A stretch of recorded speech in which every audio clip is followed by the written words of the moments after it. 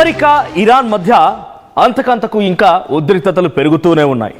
దీనికి తోడు Russia China ఇరాన్కి మద్దతు ఇవ్వడం, అమెరికా తన కొంత మిత్రత్వంగా సహకరించేటువంటి దేశాల్లో ఉన్న ఎయిర్ బేసెస్లో కొంత ఆ ఎయిర్ బేసెస్ని యాక్టివేట్ చేయించి ఇరాన్పై దాడి చేయించడం కోసం అన్ని రకాల స్కెచ్లు వేయడంతో ఆ రెండు దేశాల మధ్య వార్ కాస్త కొన్ని దేశాల వరకు వ్యాపించింది.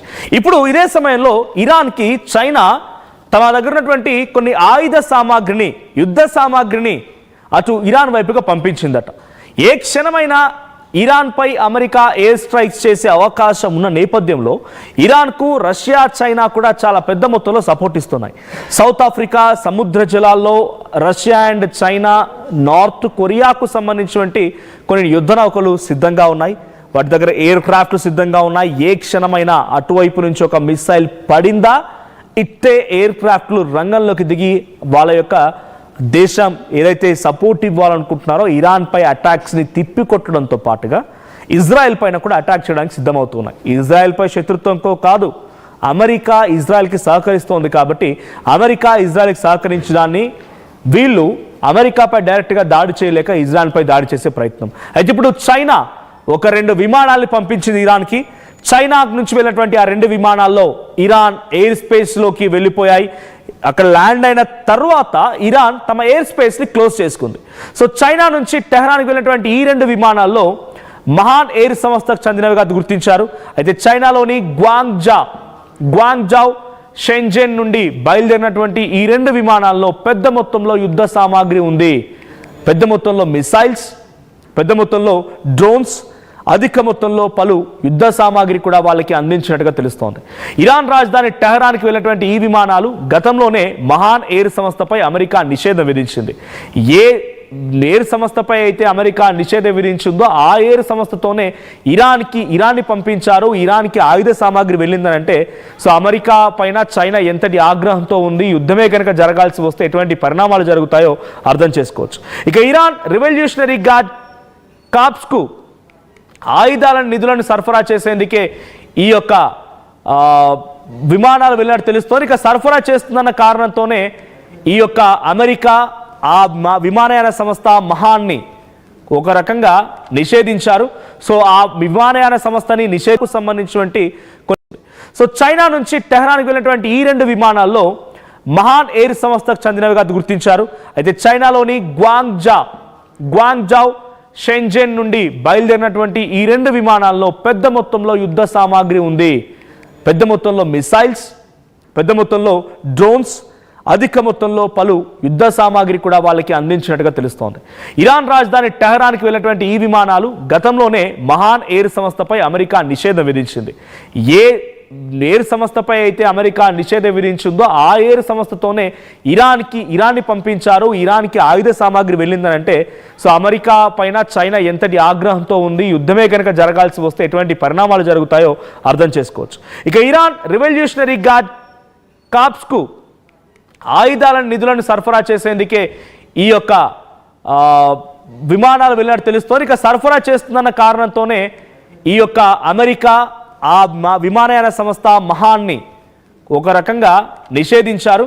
సో ఆ విమానయాన సంస్థని నిషేధించడానికి ప్రముఖంగా అమెరికా చూపించినటువంటి ఒక కారణం ఏంటంటే ఈ మహాన్ ఎయిర్ బేస్ సంబంధించి ఈ మహాన్ ఎయిర్ సంస్థ అమెరికా రాకుండా అడ్డుకోవడానికి ఇరాన్కి ఆయుధ సామాగ్రిని సమకూరుస్తోంది. ఇరాన్కి వెళ్ళిపోయి అక్కడ ఆయుధాలను అందిస్తోంది. దీంతో పాటుగా తాజాగా 2 విమానాల్లో ఇరాన్కి మళ్ళీ ఆయుధాలని పంపించింది. సో దాదాపుగా 5 గంటల పాటుగా తమ గగనతలాన్ని ఇరాన్ మూసివేసింది.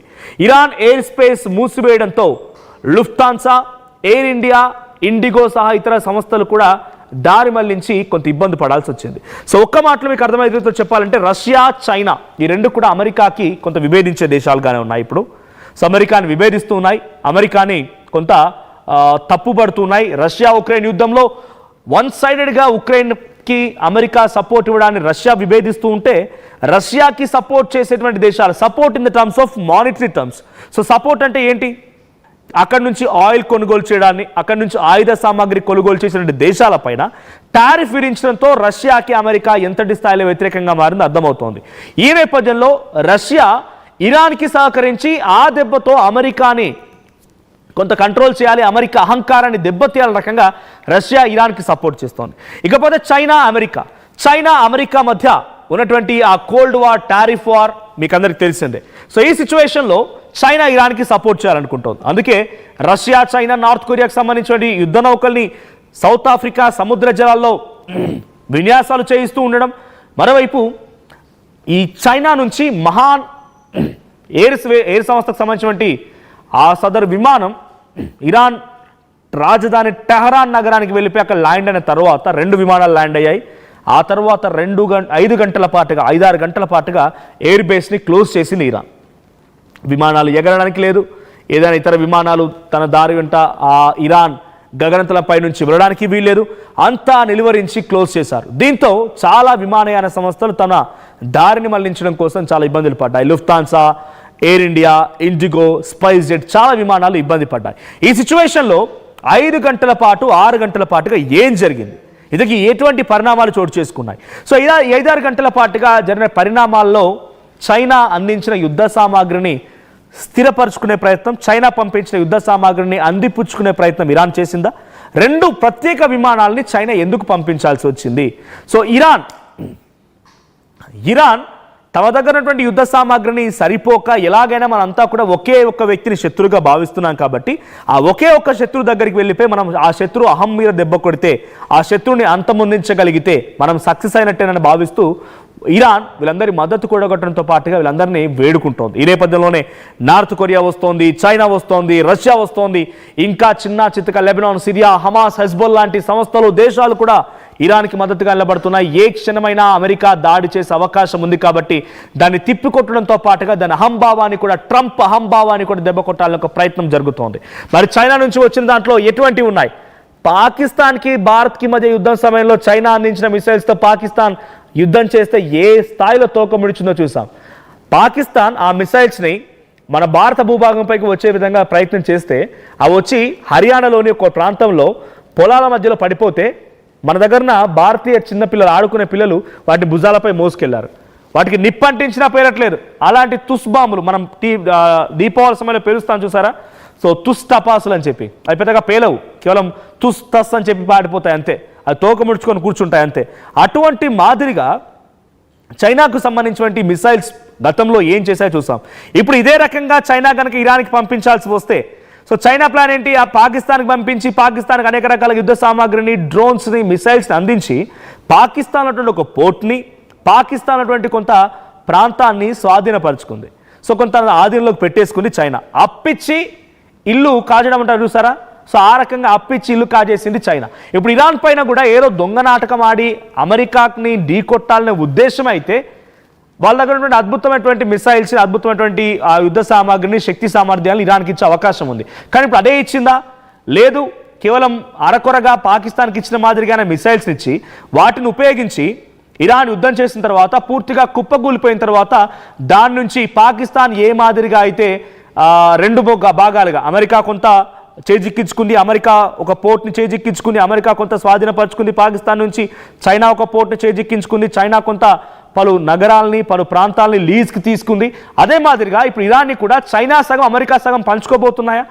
చైనాని ఎంత మేర ఇరాన్ నమ్మొచ్చు, చైనాని ఎంత మేర ఇరాన్ ట్రస్ట్ చేసి ఆ యుద్ధ సామాగ్రిపై ఆధారపడవచ్చు, ఇటువంటి అనుమానాలు కూడా కలుగుతూ ఉన్నాయి. సో ఏదేమైనా చైనా నుంచి వచ్చిన 2 విమానాలు ఇప్పుడు ఇరాన్లో దిగిన తర్వాత టెహ్రాన్ నగరంలోని టెహ్రాన్ ఇంటర్నేషనల్ ఎయిర్పోర్ట్లో ల్యాండ్ అయిన తర్వాత సుమారుగా 6 గంటల పాటుగా గగనతలాన్ని పూర్తిగా ఇరాన్ నిలిపివేసింది.